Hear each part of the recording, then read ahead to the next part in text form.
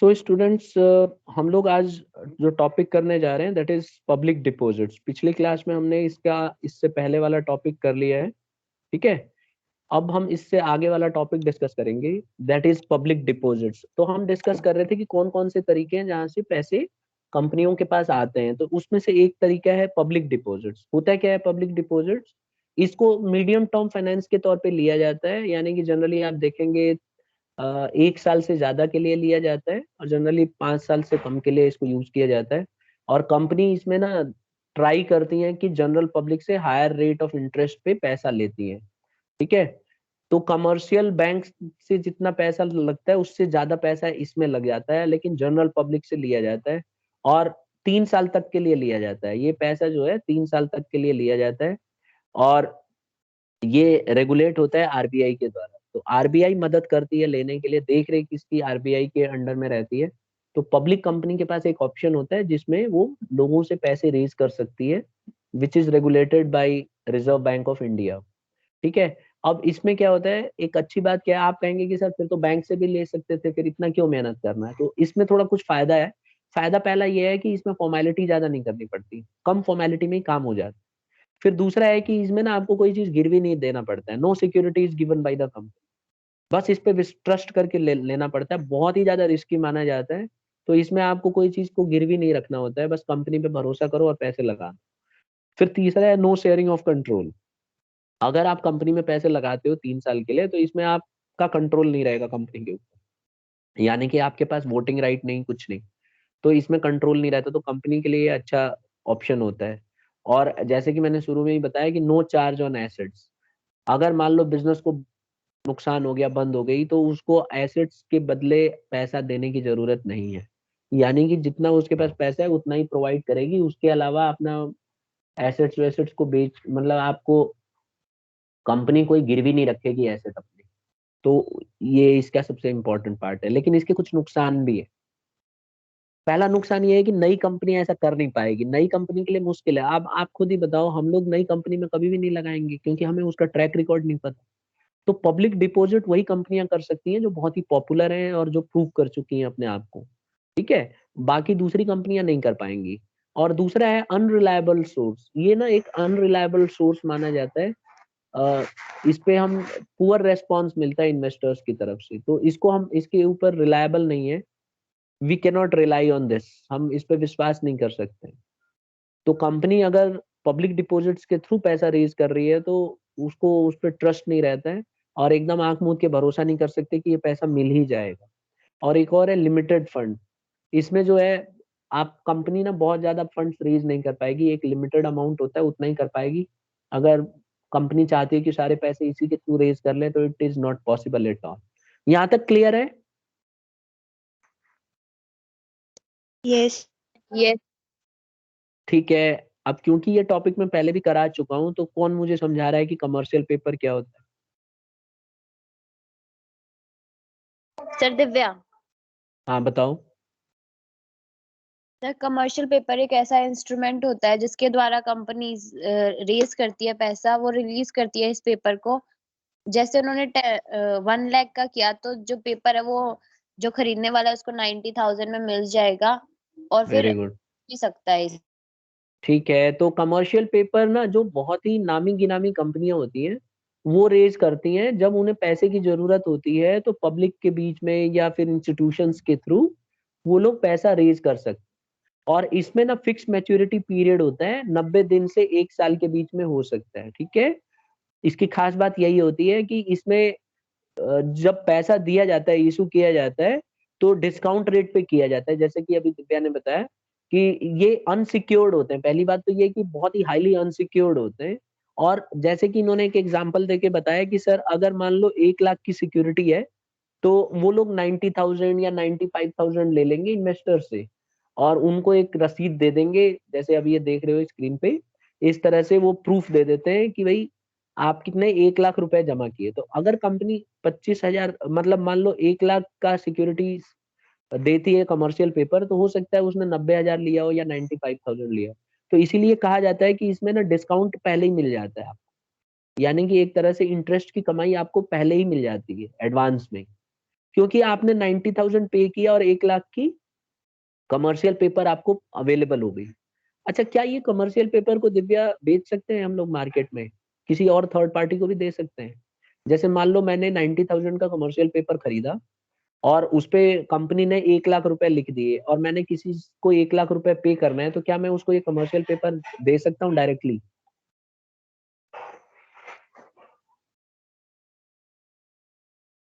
हाँ या ना बताओ?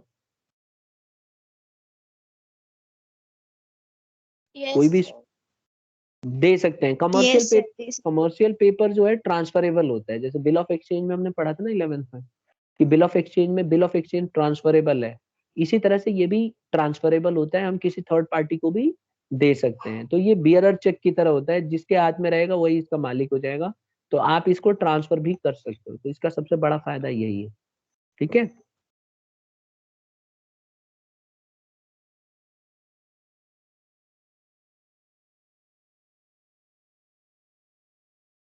पहला एडवांटेज है नो रेस्ट्रिक्टिव कंडीशंस। इसमें क्या होता है कि रेस्ट्रिक्शन नहीं होती है, since it is unsecured it has no restrictive conditions. कोई रेस्ट्रिक्शन नहीं होती है, बहुत ही हाईली अनसिक्योर्ड होता है। तो इसमें रेस्ट्रिक्शन नहीं है, आप कुछ भी कर सकते हो, इससे डिस्काउंट करा सकते हो, थर्ड पार्टी को इसको दे सकते हो। तो ये सब इसमें फायदा होता है। दूसरा है हाईली लिक्विड। अभी आपको पैसे की जरूरत है तो कमर्शियल पेपर को डिस्काउंटिंग करा सकते हो बैंक से, नंबर 1। नंबर 2, किसी को दे सकते हो, पे कर सकते हो। तो ये बहुत ही जल्दी से, क्योंकि ये ट्रांसफरेबल हो सकती है, तो हाईली लिक्विड मानी जाती है। तीसरा है इकोनॉमिकल। जो कंपनियां होती है ना, कमर्शियल पेपर को रेज करने के लिए ज्यादा पैसे खर्च नहीं करने पड़ते, आसानी से पे किया जा सकता है। तो इसलिए इसमें जो है, इसका सबसे बड़ा फायदा एक ये भी है कि इकोनॉमिकल होता है। Cost of raising funds through commercial paper is very cheap. सस्ता पड़ता है, ज्यादा महंगा नहीं पड़ता। और एक और है कंटिन्यूअस सोर्स। इसमें क्या होता है कि ये एक कंटिन्यूअस सोर्स माना जाता है। रीपेमेंट ऑफ कमर्शियल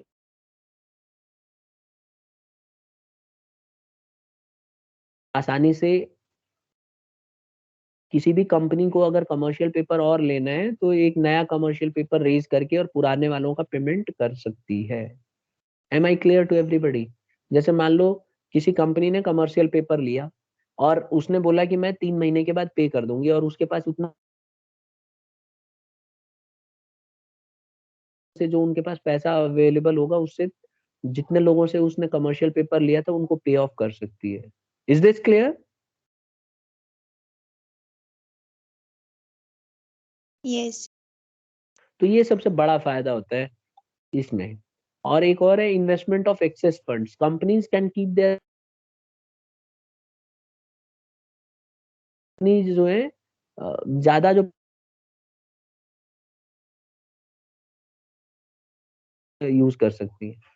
ठीक है। तो आ गया ना समझ में? दूसरे कंपनी के कमर्शियल पेपर भी खरीद सकती हैं कंपनियां। इससे अब मान लो किसी कंपनी के पास ज्यादा पैसा है और तीसरी कंपनी ने कमर्शियल पेपर रिलीज किया है, तो वो कंपनी परचेज कर सकती है मार्केट से कमर्शियल पेपर। इससे क्या होगा कि उसका पैसा उस,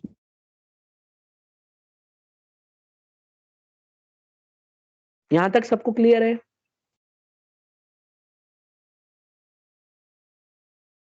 हाँ या ना बताओ पहले। Yes, sir. ठीक है, कोई पॉइंट पूछना है? किसी में है कंफ्यूजन? किसी भी पॉइंट में कंफ्यूजन है? नहीं? अब देखो लिमिटेशंस की बात करते हैं, इसके नुकसान क्या है। तो इसके नुकसान ये है कि सबसे पहले तो only sound forms can issue. जो नामी गिनामी कंपनियां वही इशू कर सकती हैं। आप समझ गए होंगे। अब कोई ऐसी कंपनी जिसका नाम नहीं है, तो उसका कमर्शियल पेपर मार्केट में कोई खरीदना नहीं चाहेगा, क्योंकि हाईली रिस्की हो जाएगा उसके लिए। तो सिर्फ वही कंपनियां इसको इशू कर पाती हैं जो बहुत नाम है जिनका। जैसे रिलायंस का काफी नाम है, तो वो इशू कर सकती है कमर्शियल। ठीक है। लेकिन अगर कोई नई कंपनी है जिसको कोई नहीं जानता, वो कमर्शियल पेपर इशू करेगी, तो कोई पैसा रेज ही नहीं करेगा, मतलब कोई पैसा इन्वेस्ट ही नहीं करेगा। तो इसीलिए ये इसमें एक सबसे बड़ा नुकसान है। दूसरा, कमर्शियल पेपर में आप सारे पैसे रेज नहीं कर सकते, लिमिटेड फंड ही रेज किया जा सकता है। ऐसा नहीं है कि कंपनी को जितना करोड़ चाहिए वो सब कमर्शियल पेपर से इशू कर सकते हैं, ऐसा नहीं हो सकता। अच्छा ये बताइए, कमर्शियल पेपर एक कम से कम कितने अमाउंट का होना चाहिए?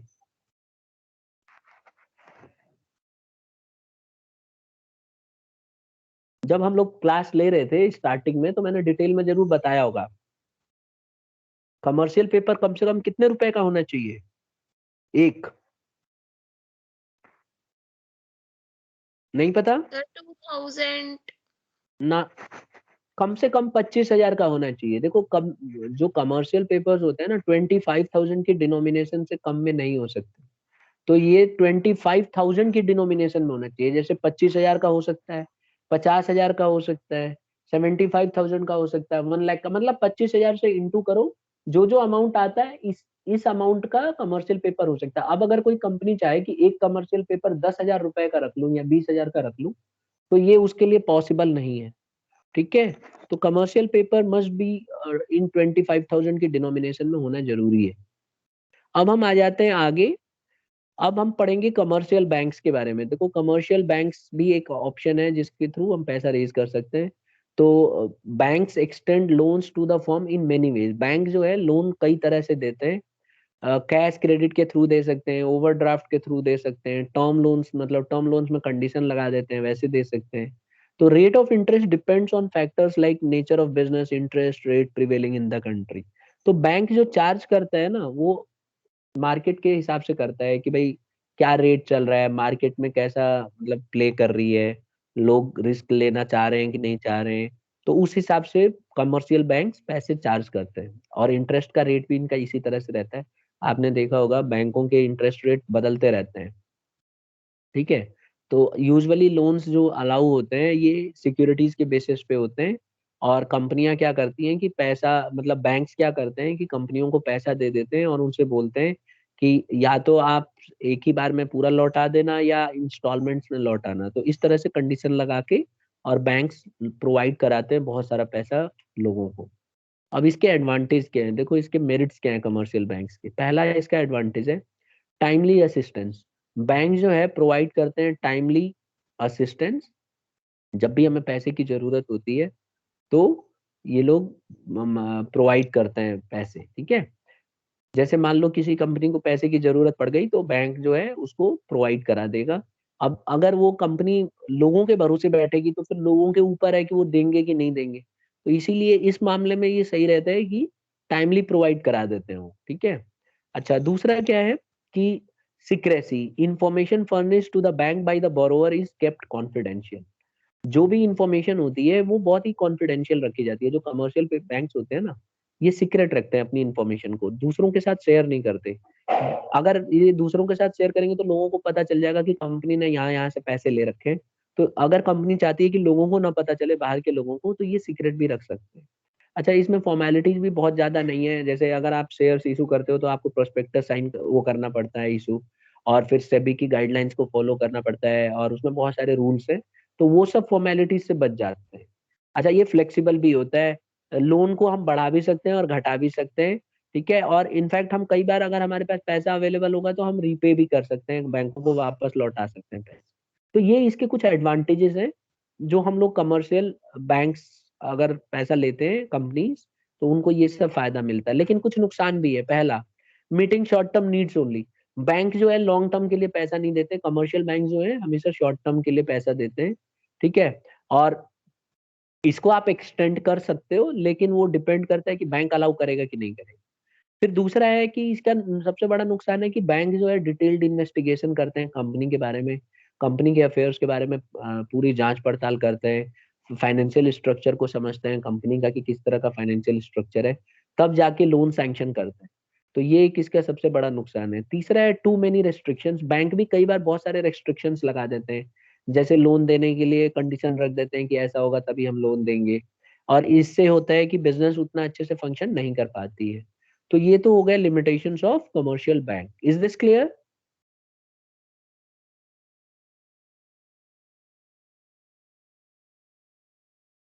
Yes, sir. इसमें कुछ पूछना है किसी बच्चे को?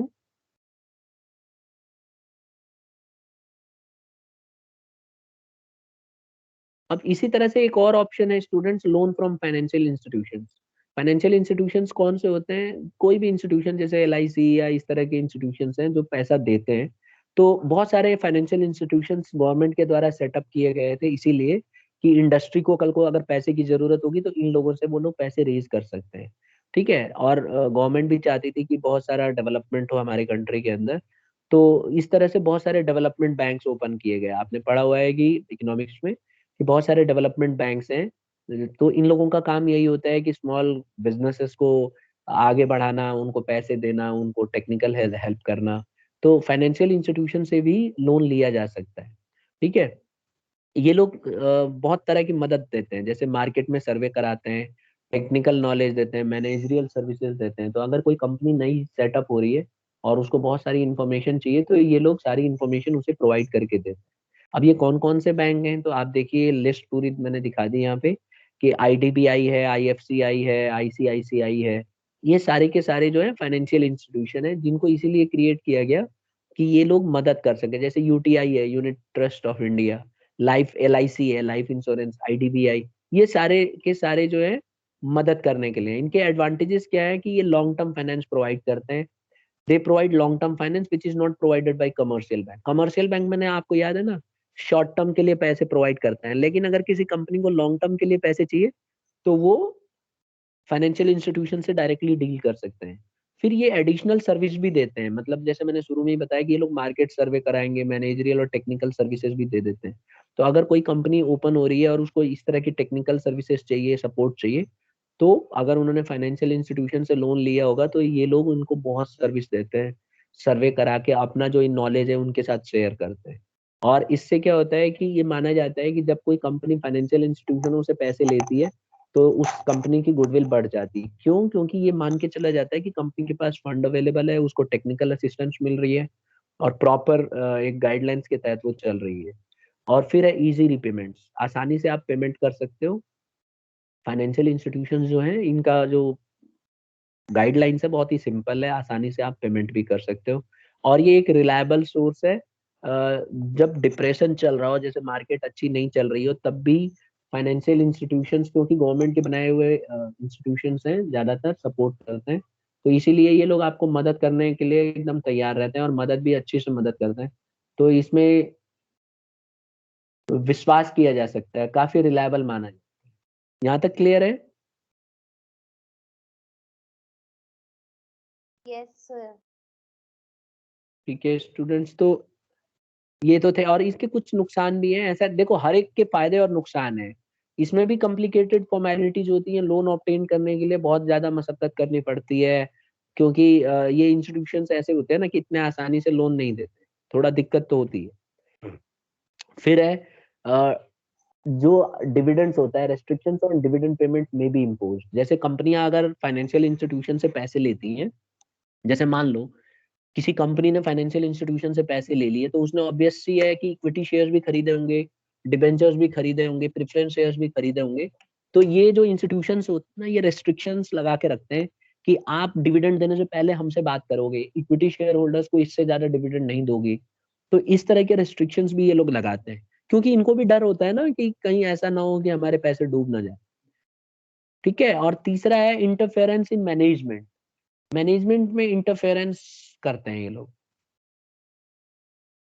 कैसे इंटरफेरेंस इन मैनेजमेंट कैसे करेंगे? फाइनेंशियल इंस्टीट्यूशंस में have their nominees in director board of the company. मैंने आपको पहले भी बताया कि जो फाइनेंशियल इंस्टीट्यूशंस होते हैं ये अपना एक ना बोर्ड ऑफ डायरेक्टर को अपॉइंट करवा लेते हैं कंपनी से बात करके, कि हमारा एक कंडीशन लगा देते हैं। ये जब भी कोई कंपनी फाइनेंशियल इंस्टीट्यूशन से पैसे लेती है लोन, तो ये लोग कंडीशन लगा देते हैं कि भाई आप हमसे पैसे ले रहे हो तो हमारा एक बोर्ड ऑफ डायरेक्टर, एक हमारा नॉमिनी होगा, यानी हमने उसका नॉमिनेट करते हैं, नाम देते हैं, और उनमें से कंपनी को चुनना पड़ता है। अब जैसे ये रेड वाला जो टोपी वाला है, ये फाइनेंशियल इंस्टीट्यूशन है, फाइनेंशियल इंस्टीट्यूशन का बोर्ड ऑफ डायरेक्टर है, उसके द्वारा नॉमिनेट किया गया है। ऐसा नहीं है कि उन्होंने ही भेजा है इसको, उन्होंने नाम दिया था कि हाँ इसको रखो हमारी बिहाफ पे।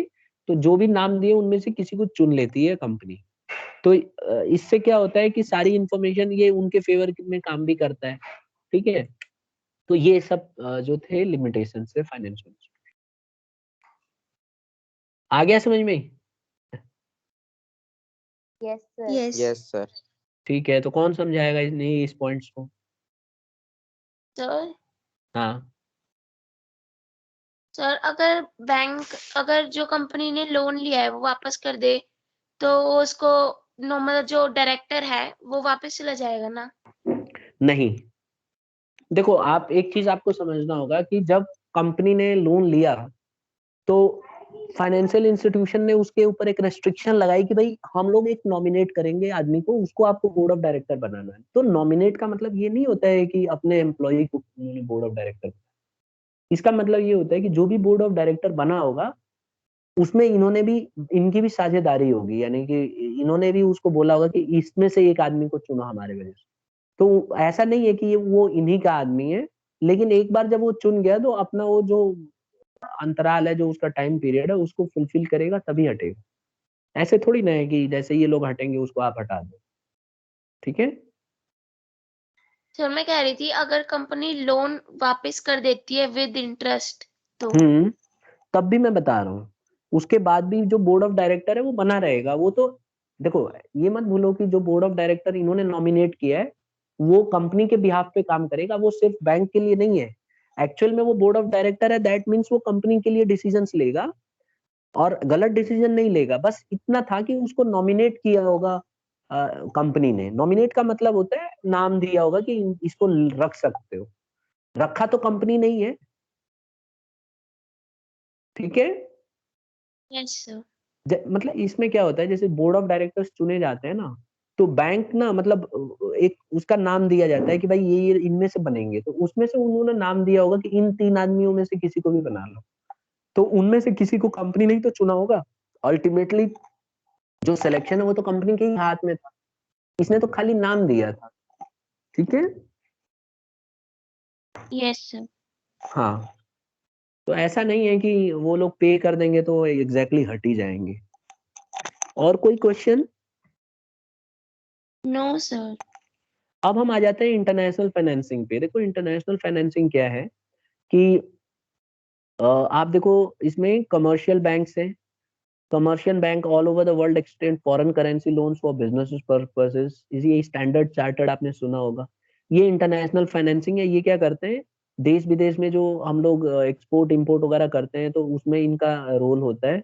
और ये लोग क्या करते हैं कि शेयर्स को खरीदने बेचने में मदद करते हैं। तो जैसे स्टैंडर्ड चार्टर्ड है, ये क्या करता है कि जैसे आप कब कभी कोई कंपनी दूसरे देश से शेयर्स रेज करती है तो उसमें स्टैंडर्ड चार्टर्ड बैंक का इंपॉर्टेंट रोल होता है। ठीक है। तो उसमें इनका इन्वॉल्वमेंट होगा। इसी तरह से international agencies and development banks होते हैं। Number of international agencies and development banks have emerged over the years to finance international trade. जब भी हम एक देश से दूसरे देश में वो करते हैं, व्यापार करते हैं, तो एशियन डेवलपमेंट बैंक्स का बहुत इंपॉर्टेंट रोल होता है। आपने नाम सुना होगा एक्सिम बैंक, इसमें हम करेंसी को कन्वर्ट करा सकते हैं। Asian development bank. ठीक है। और इसी तरह से एक आता है इंटरनेशनल कैपिटल मार्केट। ये इंस्ट्रूमेंट्स होते हैं जिसका हम इस्तेमाल करते हैं जीडीआर, ईडीआर और आईडीआर। ठीक है। तो इसको बोलते हैं global depository receipt, American depository receipt और इंडियन डिपोजिटरी रिसीट। ठीक है। तो आपको याद होगा मैंने आपको समझाया था पिछली क्लास में। जीडीआर मैंने समझा चुका हूँ ना डिटेल में ये चार्ट के थ्रू। Yes sir. यस। ठीक है। तो ये वाला टॉपिक हम अगली क्लास में करेंगे। ठीक है। ये ऑलरेडी मैं समझा चुका हूँ, आपके पास पीडीएफ भी है इसकी। तो मैं चाहूंगा ये वाला टॉपिक ना आप ही लोग समझाओगे फिर अगली क्लास में। ठीक है। लास्ट क्लास होगी कल। तो मैं चाहूंगा कि ये वीडियो आप एक बार देखो फिर से, और सिर्फ स्टूडेंट समझाएंगे, मैं कुछ नहीं करूंगा, बस मीडिएटर का काम करूंगा। बस ये बताऊंगा कि हाँ ये सही बता रहे हैं, ये गलत बता रहे हैं। ठीक है। मैं बस अरेंजमेंट करूंगा, आपको इस ये स्लाइड प्रोवाइड कराऊंगा and you have to explain everything. ठीक है। तो कल आपका काम है कि जीडीआर, एडीआर और आईडीआर तीनों के बारे में अच्छे से कर लो। ये स्लाइड आपके पास अवेलेबल है, जितनी इसमें इकट्ठा कर सकते हो नॉलेज कर लो, और इसके बारे में कल मुझे बताओगे। और ये आपके पास स्लाइड भी है और साथ में वीडियो रिकॉर्डिंग भी है। प्लेलिस्ट पे जाके इसको सुन भी सकते हो और अच्छे से, और कल मैं देखता हूँ कौन समझाता है अच्छे से। ऐसा करें? Yes sir. Yes sir. चलिए ठीक है, तो ऐसे ही करेंगे। कल स्टूडेंट समझाएंगे। बहुत अच्छा टॉपिक है, इंटरेस्टिंग टॉपिक। तो आज इतना